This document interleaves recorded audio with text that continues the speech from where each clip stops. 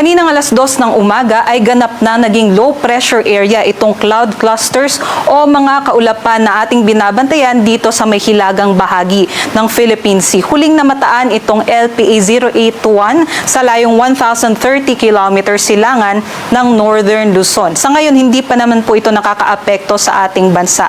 Ngunit may katamtaman po ito na tsansa na maging bagyo within 24 hours. Mamaya-maya ay didiscuss pa natin kung ano yung magiging senaryo dito sa bagong low pressure area na ito.